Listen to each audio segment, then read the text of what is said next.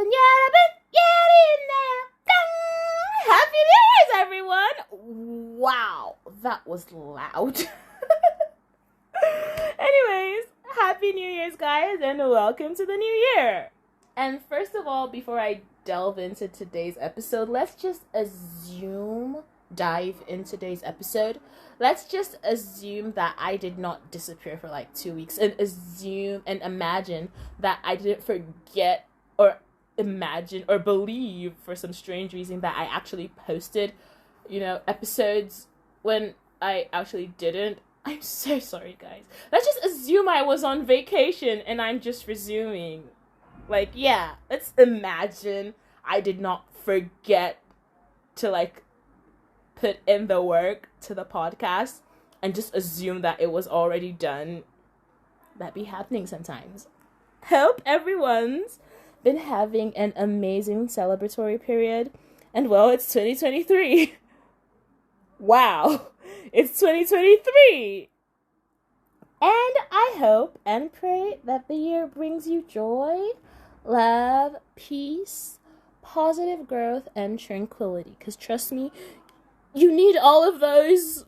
It's not easy. You need every peace. Oh my God. Joy, love, just positive growth and tranquility. There is nothing as satisfying as having peace in your own head. Wow. Anyways, I hope you all enjoy this episode.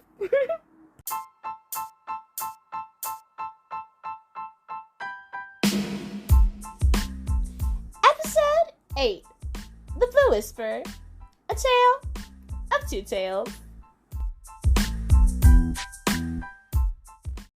First things first, before we dive into this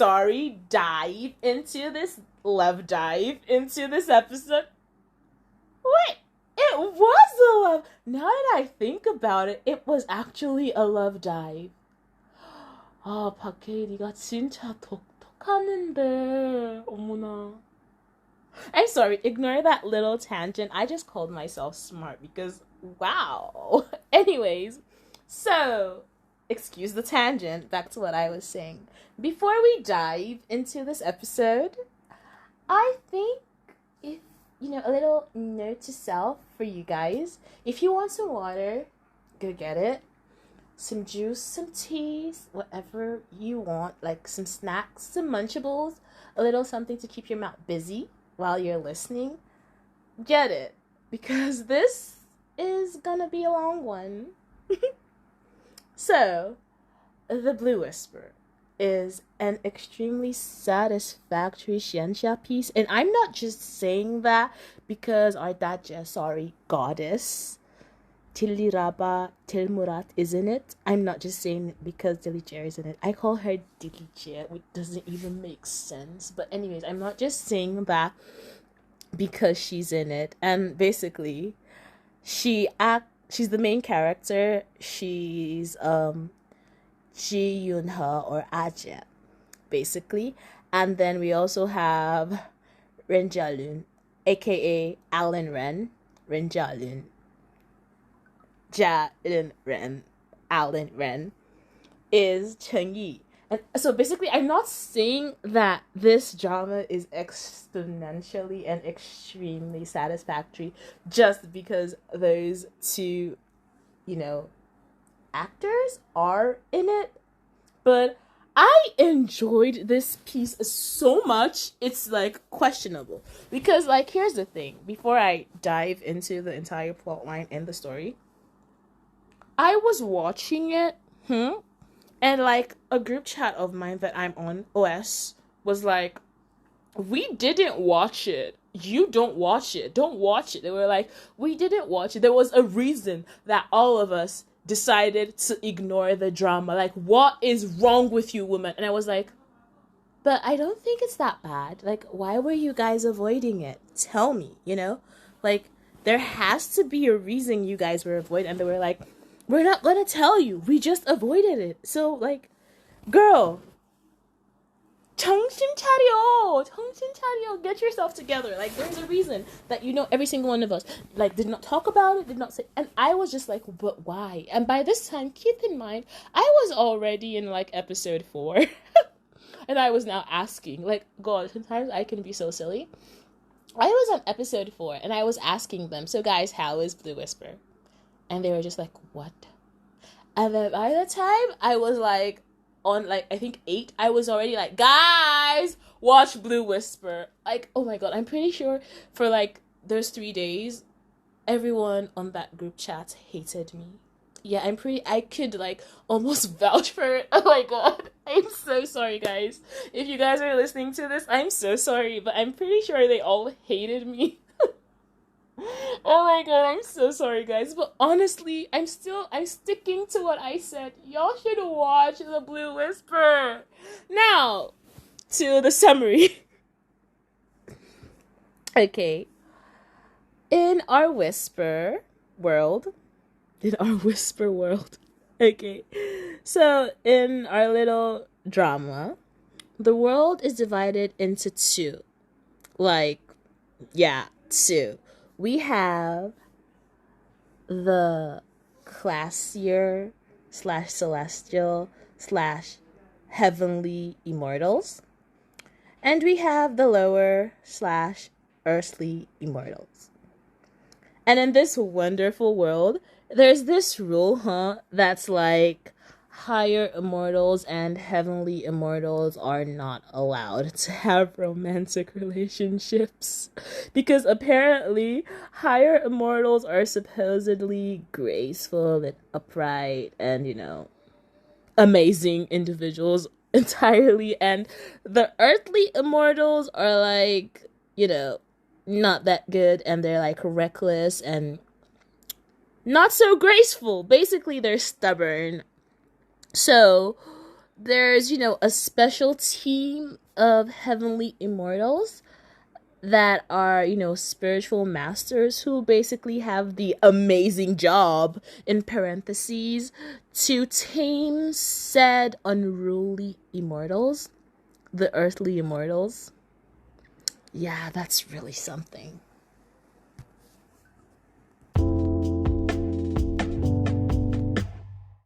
Okay, so now the strongest spiritual masters, or like the only spiritual masters, now that I think about... No! Okay, no. They were not exactly the only spiritual masters, but they were like the major spiritual masters that the entire like drama was kind of sort of centered around for like part 1 of the drama. Yeah, they were like the main spiritual masters.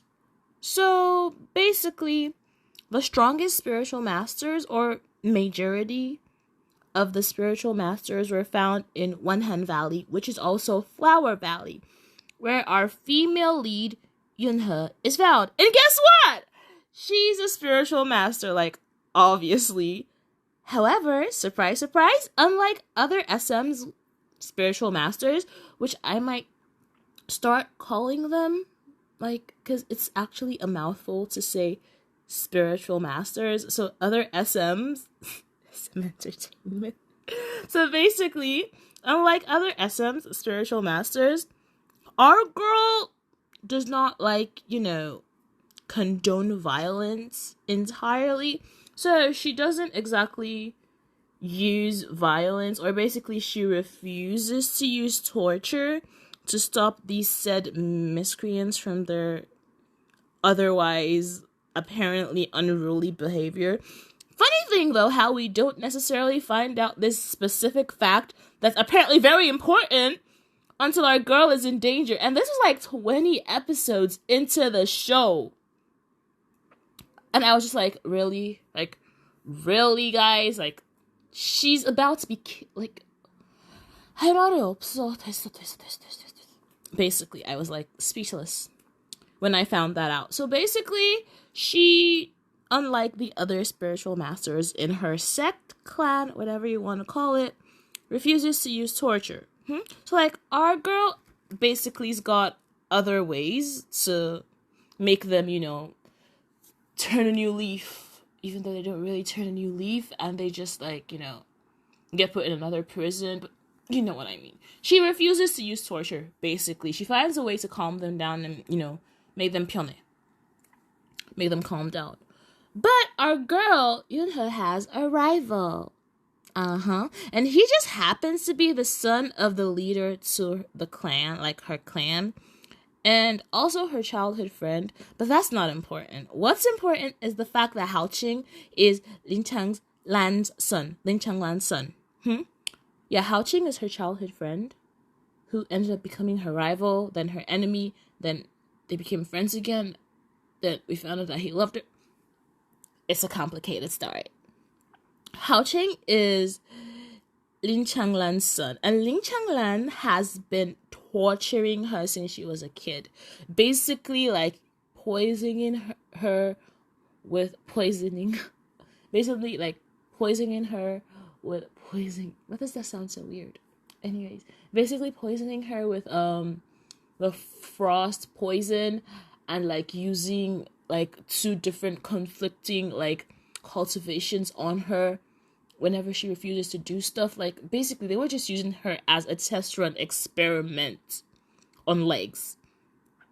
So that's that. He torments her and is just like, well, you're not like being mean. Basically, she made it like the father, that's like the clan leader, that's Lin Changlan, Hao Qing's father, was just basically tormenting Yun-He and making it look like, if you don't make my son become the tough and strong guy he's supposed to be, if he's going to be set leader in future, I'm going to keep tormenting you. Yeah, that's basically what she suffered for, like, I say give or take 16 years, or like, let's say she was like 8 when she got there to the clan. I think they kidnapped her from her parents. I can't remember what happened in the beginning, but I feel like they might have just abducted her from her parents, because what happened to her parents? Yeah, so basically they just like carried an 8-year-old. I was about to say a 7-year-old, but she's like 7 or 8-year-old. They basically just kidnapped her and started to use her as a human guinea pig. Okay, so for realsies, the story actually begins with this fairy witch, ruling. Here's the thing with the character ruling.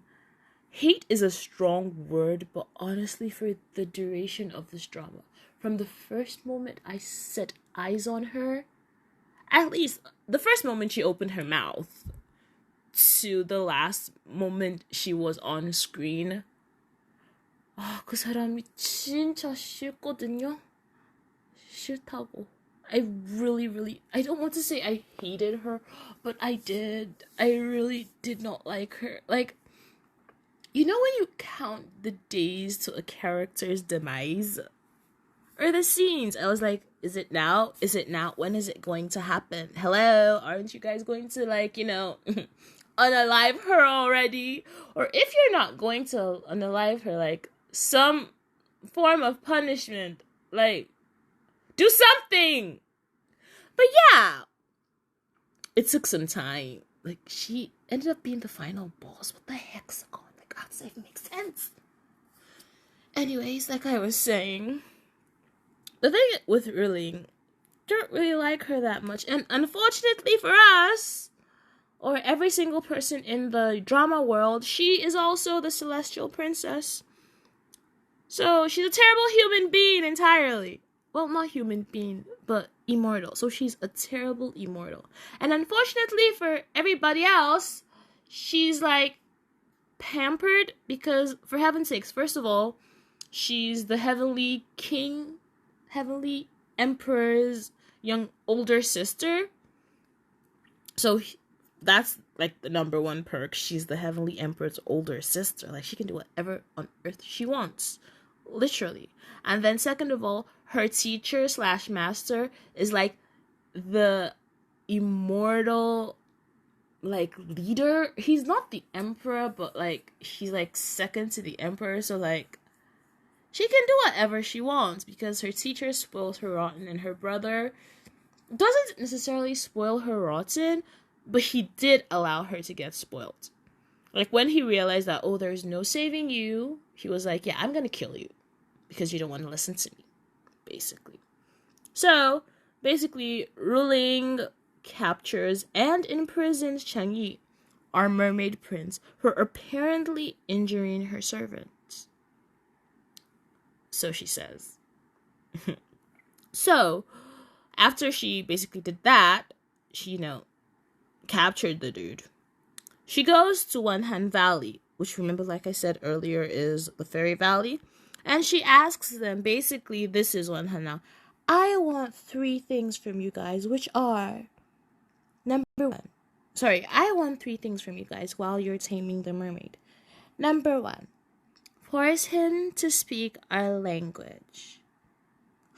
Number 2, cut off his tail so he can never return to the ocean.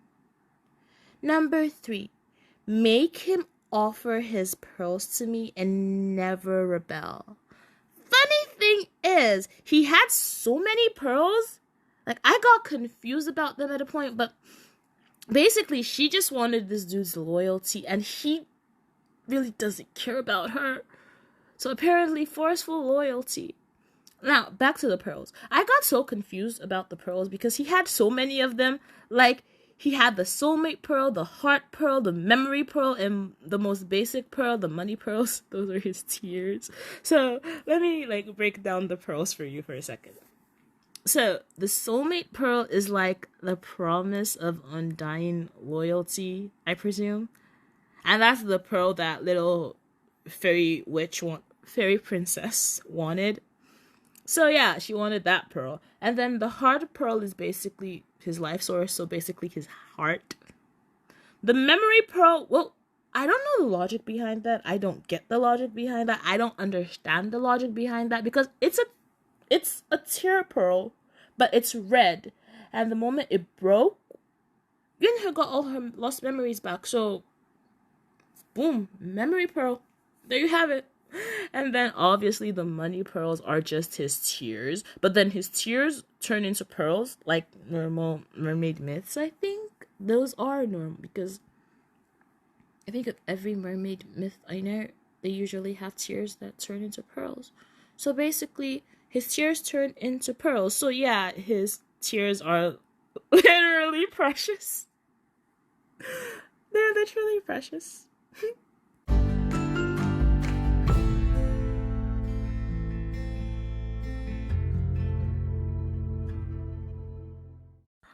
I just had the scare of my life. Okay, so maybe not the scare of my life, the scare of my day. 내 심장이 진짜 너무 빨리 뛰네요. Anyways, back to our story. My heart is really beating fast. Anyways, back to our story. So, our girl Yun-He is feeling mighty, or rather confident, and she's like, yo, fairy princess. Okay, she didn't exactly say that, but she was like, hey, your eminent royalness, your most bashfully amazing, beautiful fairiness. Why don't you let me tame him for you? And then the fairy princess is like, you're gutsy. I like you. Sure. But keep in mind, the rule is that you don't just go falling in love with lesser immortals. So, and apparently mermaids or merman are lesser immortals. So yeah. And here's where things go not as planned. In the process of her, trying to tame him, the big-tailed fish, that's the little nickname she called him, the big-tailed fish. So while she was trying to, tame the big-tailed fish, she falls in love with the big-tailed fish. Yeah, basically, she she doesn't exactly fall in love with him. More like she's trying to get some person on her side, and it's not a person. This my heart is really beating. This other immortal on her side, and the immortal is like, I'm going to have to kill you because you know my secret now. And she's like, no, actually, I have a secret too. The reason I'm trying to help him escape is because he's my lover. And then she, swaps saliva with him. Oh, not like swap saliva, just like kiss, basically. So basically, it's not like, yeah, we're lovers. And then the girl's like, fine, I won't kill you for now. And the moment like that saliva swap thing happened, it wasn't an actual saliva swap. But the moment that happened, it was like, okay, you have opened the floodgates of mixed signals. And the funny thing is that it's really just like, I don't even know what to say about that specific scene. Because at this point, at this moment, basically, keep in mind that the merman knows nothing about landwalkers, and his father has warned him that landwalkers are horrible human beings. Horrible, creatures. They're terrible, selfish, greedy, basically. And he's just like, yeah, and he's just starting to, like, mix with, like, the immortals, and she's trying to be nice to him, but then for her own good. So basically, she's just using him, and she basically stole his first kiss for her own selfish good, because she's trying to escape too, by the way. So she's like, I'm going to escape with him, and if I help him escape, he just has to do everything I want him to do, and he's gonna escape. That's how she was initially, but then once she, tells that huge lie, how one lie leads to another, then another. That's basically what happened, except the lie ended up becoming a fact, so it wasn't cap anymore. So she fell in love with him, and that was like a huge no-no, and they, tried to run away together, and that was just part 1, basically.